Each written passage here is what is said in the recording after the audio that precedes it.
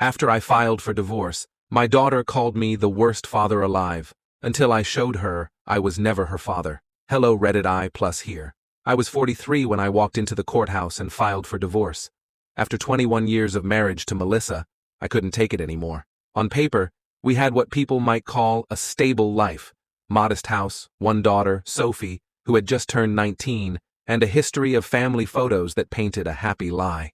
I worked in software, quiet life, nothing flashy. Melissa worked part-time at a boutique, always smiling for the neighborhood. Sophie had just finished her first year of college. People looked at us and saw a family. I looked at us and saw a story I didn't recognize anymore. What broke it all apart started with a box in the garage, spring cleaning. Innocent enough. I found a shoebox filled with old letters under a pile of Christmas decorations. At first, I thought maybe they were ours, Melissa and I, young and stupid in love. But the handwriting wasn't mine, and the words weren't for me. They were for someone named Jason. The letters were intimate, emotional, some explicit, dated as far back as 2005, just a year after Sophie was born. Page after page, I read about secret meetings, stolen weekends, and a man who, from her words, clearly believed Sophie was his. That night, I confronted her. Melissa didn't cry, didn't yell. She just looked at me, blank and tired. When I asked her if Sophie was mine, she hesitated. I don't know, she finally said. I didn't sleep that night.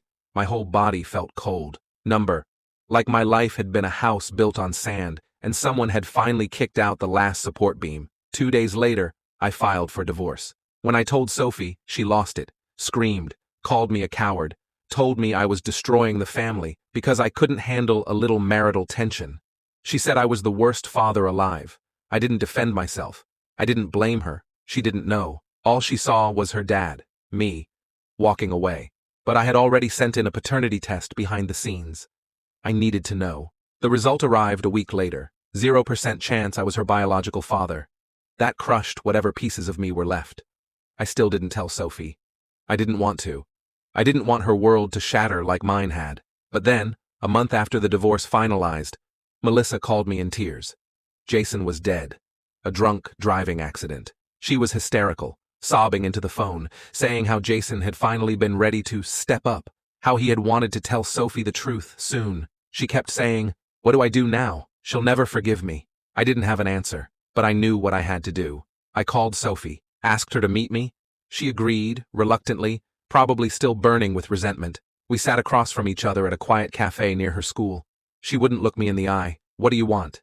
she asked. I slid a folder across the table. Inside were the letters, the paternity test results, and one final note I wrote the night before, explaining everything I had felt. How I loved her, how I raised her, how none of this had been her fault, but how the truth had burned a hole straight through my soul. She read in silence. Her hands trembled as she opened the envelope with the DNA results. And then, silence. Heavy, suffocating silence. Finally she looked up, eyes glossy with tears. "So you're not my dad?" "No," I said. "Not by blood. Why are you telling me this now?" "Because you called me the worst father alive, and I needed you to know I wasn't your father at all." She opened her mouth, but no words came out, just tears. She whispered, "I don't know what to say." "There's nothing to say," I replied, standing. "You deserve the truth. Now you have it." She reached out to grab my hand, but I pulled it back gently, not in anger, just done. I looked at her one last time. The girl I raised, the girl I rocked to sleep, whose science projects I stayed up late to finish, who I taught to drive, who I danced with in the living room during thunderstorms, and I said, "Take care of yourself, Sophie," and then I walked out. It's been almost a year now. I moved 2 towns over, got a new apartment, new job, new routine. Melissa never called again, Sophie never wrote. I think about her sometimes, especially on Sundays, but I don't regret leaving. I gave everything I had. My loyalty, my love, my identity as a father. They let me believe a lie for 19 years. I'm not bitter, I'm not angry, but I'm free. And sometimes, that's the only thing left to fight for. The first few months after I walked away were the hardest. Not because I missed Melissa. That well had been dry for years. And not even because I missed Sophie. Not really. It was more complicated than that. I missed the idea of her. I missed the moments, the routines, Saturday morning pancakes, her terrible guitar playing at age 12, the way she used to hug me from behind when I was washing dishes, the nicknames, the inside jokes. But mostly, I missed the version of myself that used to exist when I believed I was her father. Because once the truth is out, it doesn't just take the people, it takes you too. For a while, I was just hollow. I'd wake up, shower, stare at my coffee like it owed me answers, and go to work in a fog. I was friendly with people, but I didn't let anyone in.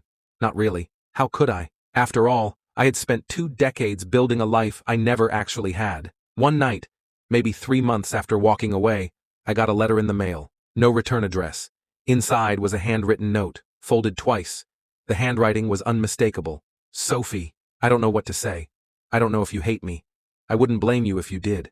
I'm angry, but not at you. You were always my dad. You are still my dad. Even if biology says otherwise, I understand why you walked away. I would have too. I just wish I had known sooner. I wish Mom hadn't lied to both of us. I love you. I hope someday you can forgive me for how I reacted. For what I said. You didn't deserve that. Love, Sophie. I read the letter 10 times, folded it back, put it in the top drawer of my desk, but I didn't write her back. Not because I didn't care. Because I did. Deeply. But because love isn't always enough. And sometimes, the best way to love someone is to let go. Especially when the relationship was built on someone else's betrayal. Melissa took something from both of us that we can never get back. And as much as I ached to fix things, to go back, to even entertain a version of our story where I forgave and forgot, I knew it would only reopen wounds that were just starting to scab over. I started going to therapy, quiet sessions. Mostly I just sat there and tried to put words to 20 years of lies. Sometimes I cried. Sometimes I stared at the wall. Sometimes I vented for the full hour without even noticing the time. One day, my therapist asked me something simple. If Sophie reached out again and asked to rebuild, no expectations, no pressure, what would you do? I sat there for a long time before answering. I'd thank her. I'd tell her she deserved better than the mess we gave her. And I'd tell her to live her life. Fully. Without waiting for me. Because here's the truth that took me months to understand.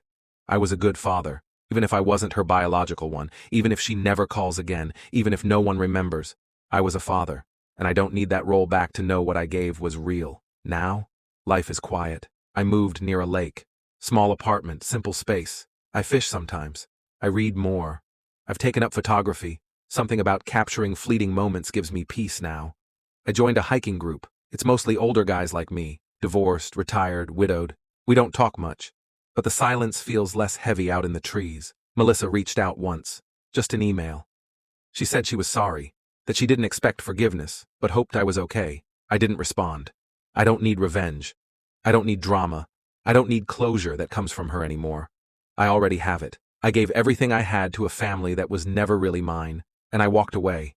Not because I was weak, but because I was finally strong enough to stop bleeding for people who watched me bleed. This chapter of my life is over.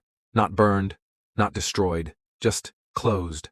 I carry the scars, but I walk forward. Alone, but whole.